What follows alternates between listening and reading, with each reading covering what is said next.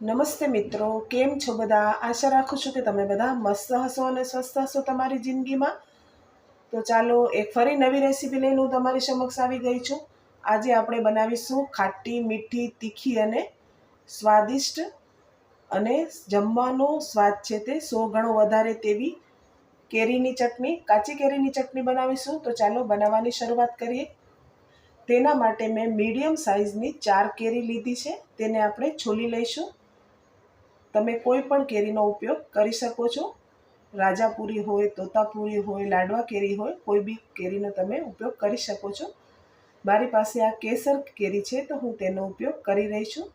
હવે કેરીને છોલી અને આવી રીતે મોટા મોટા ટુકડા કરી લેવાના છે.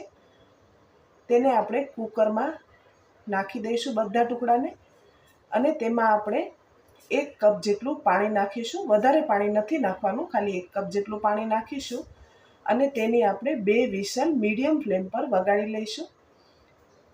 2 વિસલ થઈ ચૂકી છે અને કુકરનું પ્રેશર પણ નીકળી ચૂક્યું છે. તમે જોઈ શકો છો કેરી આપણી કેવી સરસ બફાઈ ગઈ છે, એકદમ પેસ્ટ જેવી રેડી થઈ ગઈ છે. આવી જ કેરીને બાફવાની છે.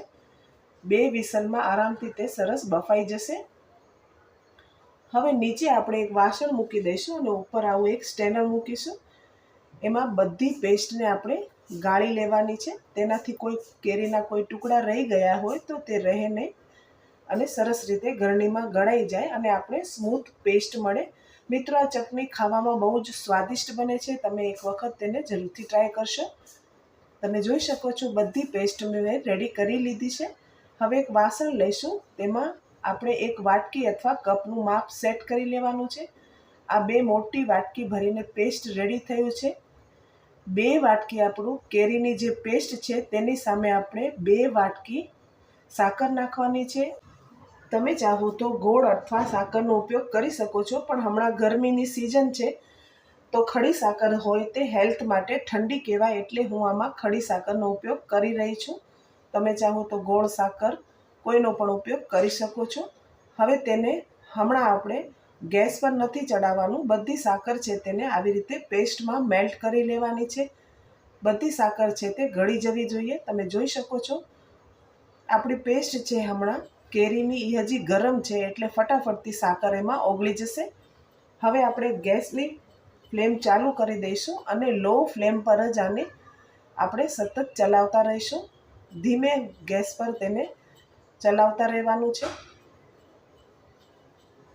હવે એક બાજુ મેં 1 ચમચી અજમો લીધો છે, 1 ચમચી જીરું છે અને 6 થી 7 મેથીના દાણા છે અને 4 જેટલી એલચી પાવડર છે.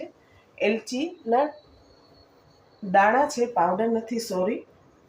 હવે તેને આપણે શેકી લઈશું આવી રીતે. તે સરસ ક્રિસ્પી થાય ત્યાં સુધી શેકવાનું છે. હવે પાટલા પર રાખી અને આવી રીતે વેલણની મદદથી તેનો ભૂકો કરી લેવાનો છે. તમે ચાહો તો મિક્સરમાં કરી શકો છો, પણ આવી રીતે કરવાથી આપણી ચટણી છે તે બહુ જ સ્વાદિષ્ટ બને છે. તો તમે ચાહો તો 2 ઓપ્શન છે, ચાહો તો આવી રીતે અથવા મિક્સરમાં તેને પીસી શકો છો. તમે જોઈ શકો છો મેં સરસ વેલણથી તેનો આવો દરદરો ભૂકો કરી લીધો છે. હવે હલકી હલકી ચટણીમાં બબલ્સ આવવા લાગ્યા છે. આ ચટણી છે તેને વધારે ઉકાળવાની નથી. તમે તેને મીડિયમ ફ્લેમ પર ઉકાળશો અને વધારે વખત ઘાટી કરશો તો ચટણી બહુ થીક થઈ જશે. હવે સ્વાદાનુસાર આપણે મીઠું નાખી દઈશું અને અડધી ચમચી જેટલું આપણે કાળું મીઠું નાખી દઈશું અંદર અને તેને સરસ રીતે આવી રીતે મિક્સ કરી દેવાનું છે. આવી રીતે સાઈડમાંથી પણ આપણે તેને લઈ લઈશું.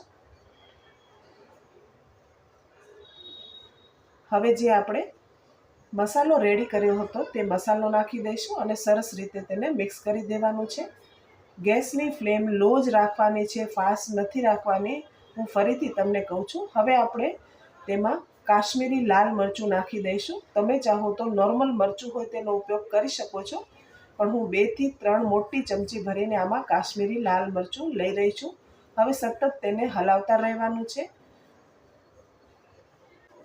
અને હા મિત્રો, તમને જો વરિયાળીનો સ્વાદ ભાવતો હોય તો આપણે જે મસાલા શેક્યા તેમાં તમે 1 ચમચી વરિયાળીનો ઉપયોગ પણ કરી શકો છો. તેનાથી પણ ચટણી સ્વાદિષ્ટ લાગે છે, પણ મારી પાસે ઘરમાં વરિયાળી નહોતી એટલે મેં વરિયાળી નથી નાખી. ચાહો તો તમે તીખા પણ નાખી શકો છો. હવે આપણે ગેસની ફ્લેમ છે તે બંધ કરી દેવાની છે. બસ આટલું. આપણી ચટણી છે તે હવે પરફેક્ટ છે. આનાથી ઘાટી આપણે નથી કરવાની. તમે આનાથી ચટણીને ઘાટી કરશો તો તે બહુ જ થીક થઈ જશે, કારણ કે ઠંડી થવા પછી હજી વધારે ઘાટી થશે. તમે ચાહો તો આનાથી થોડી આછી પણ રાખી શકો છો, કાંઈ વાંધો નથી. અને આ ચટણી છે મિત્રો, તેને તમે 1 વર્ષ માટે ફ્રીજમાં સ્ટોર કરી શકો છો. આ ચટણી બિલકુલ ખરાબ બી નથી થતી. તમે જોયું મિત્રો, આપણે આમાં બિલકુલ તેલનો પણ ઉપયોગ નથી કર્યો.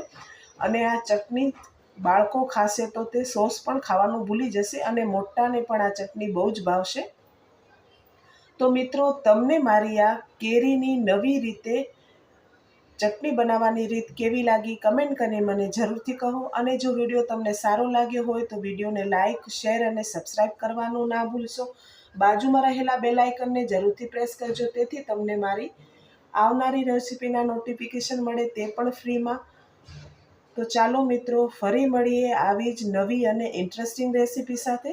ત્યાં સુધી આવજો. Thank you for watching.